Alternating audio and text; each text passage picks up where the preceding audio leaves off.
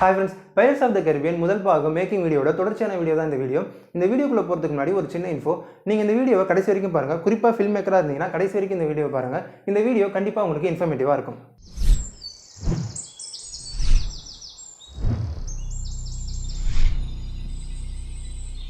ஏற்கனவே சொன்ன மாதிரி இந்த படம் ஐலாண்டில் எடுக்கிறதால காஸ்டியூம் டிசைனர் கூட பேக்கப்புக்கு 900 செட் ட்ரெஸ்ஸை எடுத்துகிட்டு வந்திருக்காங்க. இது பீரியட் ஃபில்ம்ன்றதால க்ரௌடுக்கு இருக்கிற ட்ரெஸ்ஸிங்குமே நல்லா கவனித்து தான் பண்ணியிருக்காங்க. ஒரு சிட்டினா எப்பயுமே பணக்காரங்க, நடுத்தரம், ஏழைன்னு 3 பிரிவு இருப்பாங்க.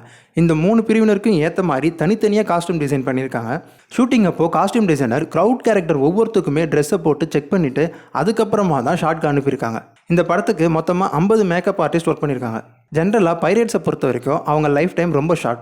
ஸோ அவங்க முடிஞ்ச அளவுக்கு லைஃப்பை என்ஜாய் பண்ணிக்கிட்டே இருப்பாங்க. அதனாலேயே அவங்க பார்க்க ரொம்ப அழுக்காகவும் ஃபன்னாகவும் இருப்பாங்க. அவங்களோட பல்லு கூடவே அழுக்காக தான் இருக்கும். ஸோ எல்லா ஆக்டரோட பல்லையும் அழுக்காக இருக்க மாதிரி மேக்கப் ஆர்டிஸ்ட் பண்ணியிருக்காங்க. இந்த படத்தில் ஒல்லியாக ஒரு கண்ணு மட்டும் இருக்கிற கேரக்டர் ஒருத்தர் இருப்பார்ல, அவருக்கு நிறைய கான்டாக்ட் லென்ஸ் கிரியேட் பண்ணியிருக்காங்க.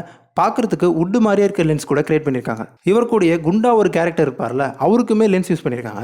பார்க்குறதுக்கு கண் மஞ்சள் கலரில் ஒரு ஈவில் லுக் இருக்கணுங்கிறதுக்காக யூஸ் பண்ணியிருக்காங்க. கேப்டன் பர்போசா கூட ஒரு லென்ஸ் போட்டிருக்காரு. அது எதுக்குன்னா அவர் கண் பார்க்கறதுக்கு ரொம்ப பிரைட்டாக இருந்திருக்கு. அந்த பிரைட்னஸை ரிமூவ் பண்ணுறதுக்காக ஒரு லென்ஸ் யூஸ் பண்ணியிருக்காங்க. ஈவன் ஜானி டெப்புமே ஒரு லென்ஸ் போட்டிருக்காரு. ஆனால் பார்க்குற யாருக்கும் தெரியாது. ஏன்னா அவர் போட்டிருக்கிறது கூலிங் கிளாஸ் மாதிரியான லென்ஸ். வெயிலில் நடிக்கும் போது அவர் அதிகமாக கன்சியூமிட்டக்கூடாதுங்கிறதுக்காக அந்த லென்ஸை போட்டிருக்காங்க. இந்த படத்தில் வித்தியாசமான கேரக்டர் ஒன்று இருக்குது. அதை நம்மள நிறைய பேர் கண்டிப்பாக கவனிச்சிருக்க மாட்டோம். நீளமான தாடி வச்சிருப்பாரு. அவர் அந்த தாடி வழியாக தான் சிகரெட் பிடிச்சிட்டே இருப்பார். கேட்கறதுக்கே வித்தியாசமாக இருக்குல்ல. அந்த தாடிக்குள்ளே காப்பர் கம்பியை வச்சு அதோட எண்டில் நெருப்பு எரியிற மாதிரி வச்சிருக்காங்க. ஒவ்வொரு ஷாட்டுக்குமே அந்த நெருப்பை அவங்க திரும்ப திரும்ப பற்ற வைக்கணும். இதில் ரிஸ்க் என்னன்னா, நெருப்பு அவருக்கோ இல்லைனா கூட நடிக்கிறவங்களுக்கோ பரவதற்கு ரொம்ப வாய்ப்பு இருக்குது. ஆனாலுமே அவர் அந்த நெருப்போடைய தைரியமாக சண்டை போட்டிருக்காரு. கிரேட்டில் படத்தில் வர கத்தி சண்டை காட்சிக்காக ஆக்டர்ஸ் எல்லாமே ரொம்ப நாளாகவே கத்தி சண்டை பயிற்சி பண்ணிட்டு இருந்திருக்காங்க. இதில் நம்ம பார்க்குற எந்த கத்தி சண்டையும் ஏனேதானு பண்ணதில்லை. ஒரு உதாரணம் சொல்லணும்னா, இந்த படத்தில் யூஸ் பண்ணியிருக்க கத்தியில் ஒரு பக்கம் ஷார்ப்பாக இருக்கும், இன்னொரு பக்கம் மொத்தமாக இருக்கும். ஷார்ப்பாக இருக்கிற பக்கம் தாக்குறதுக்காகவும் மொத்தமாக இருக்கிற பக்கம் தடுக்கிறதுக்காகவும் யூஸ் பண்ணியிருப்பாங்க. படத்தில் இருக்க எல்லா ஸ்வாட் ஃபைட்லையுமே இதை அவங்க கரெக்டாக ஃபாலோ பண்ணியிருப்பாங்க. இதுலேயும் ஒரு கஷ்டமான விஷயம் இருக்குது. என்னென்னா, இவங்க கத்தி சண்டையும் போடணும், அதே சமயம் நடிக்கவும் செய்யணும். பைரேட்ஸ்க்கு நிலா வெளிச்சத்தில் வந்தால் எலும்பு கூட மாறுற மாதிரி ஒரு சாபம் இருக்கும். நிலா வெளிச்சத்தில் எலும்பு கூட மாறின பைரேட்ஸ் எல்லாமே பிரிட்டிஷ் படையோட சண்டை போடுவாங்க. ஃபர்ஸ்ட் இந்த சீனில் எல்லோரையும் ஆளுங்களோட ஃபைட் பண்ண வச்சு ரிஹர்சல் பண்ணிவிட்டு அதுக்கப்புறம் ஆளுங்களோடையே ஷூட்டும் பண்ணிவிட்டு தென் பைரேட்ஸ் இல்லாமல் வெறும் பிரிட்டிஷ் வீரர்கள் மட்டும் சண்டை போடுற மாதிரி எடுத்திருக்காங்க. சிஜியில் அனிமேட் பண்ணி அதுக்கப்புறம் தான் அந்த ஸ்கெலட்டன் கேரக்டரை ஆட் பண்ணியிருக்காங்க. இல்லாத ஒருத்தவங்களோட சண்டை பண்ணணும், அதுவும் அது பார்க்கறதுக்கு ரியாலிட்டியாக இருக்கணும். கடலில் புயல் காற்றுல கப்பல் வர மாதிரி சீன் கிரியேட் பண்ணுறதுக்காக ஃபர்ஸ்ட் கப்பலை மினியேச்சரில் பண்ணிவிட்டு 70க்கு 140 அடி நீளமும் 40 இன்ச்சஸ் ஆழத்துக்கு தண்ணியை நிரப்பி அதில் செயற்கையாக புயலையும் அலையும் உருவாக்கி அதை கேப்சர் பண்ணி எடுத்து சிஜியில் மேட்ச் பண்ணியிருக்காங்க. ஒரு பக்கம் தண்ணி ஃபோர்ஸாக வரும், இன்னொரு பக்கம் அலையை செயற்கையாக உருவாக்குவாங்க. பெரிய பெரிய ஃபேனை வச்சு காற்றையும் உருவாக்குவாங்க. பொதுவாக கடலில் ஷூட் பண்ணுறதே கஷ்டம், அதுவும் புயலில் வாய்ப்பே இல்லை.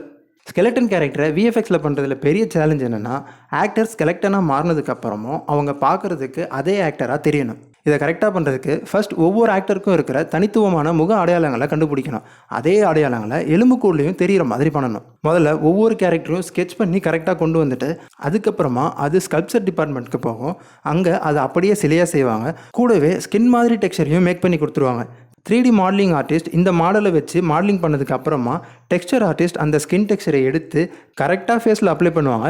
தென் ரிக்கிங் அண்ட் அனிமேஷன் வழக்கம் போல் ப்ராசஸ் ஆகும். ஸ்கெலட்டன் கேரக்டரை கரெக்டாக அனிமேஷன் பண்ணணும்னா அதுக்கு சரியான ரெஃபரன்ஸ் வேணும். ஸோ ஆக்டர்ஸே பெர்ஃபார்ம் பண்ண வச்சு ரெஃபரன்ஸ் எடுத்துகிட்டு தென் எம்டி ஃப்ரேமில் அதே ஷாட்டை ஷூட் பண்ணி அந்த ரெஃபரன்ஸை யூஸ் பண்ணி கேரக்டரை அனிமேட் பண்ணி மேட்ச் பண்ணியிருக்காங்க. சிஜியில் அனிமேட் பண்ணுற கேரக்டர் ரியல் ஆக்டர்ஸோட ஆக்டிங்கோட மேட்ச் ஆகணும். அப்படி இல்லைனா அது மறுபடியும் ரீஒர்க் தான் போகும். இந்த படம் வந்தப்போ இது விஎஃப்எக்ஸ் சைட்லையும் சரி, வசூல் சைட்லையும் சரி, ஸ்டோரி சைட்லையும் சரி மக்களால் ரொம்பவே போற்றப்பட்ட படம் தான் சொல்லணும். எனக்கு இந்த படம் பர்சனலாக ரொம்ப பிடிக்கும். Okay friends, part 1 making video இதோட முடியுது. இந்த வீடியோ சுவாரஸ்யமாக மட்டும் இல்லாமல் இன்ஃபர்மேட்டிவாகவும் இருந்திருக்கும் நம்புறோம். அடுத்து இன்னொரு மேக்கிங் வீடியோவில் உங்களை பார்க்குறேன். மறக்காமல் நம்ம லிட்டில் ஆர்ட்ஸ் சேனலை லைக், ஷேர் அண்ட் சப்ஸ்கிரைப் பண்ணுங்கள். நான் ராஜா, பாய்.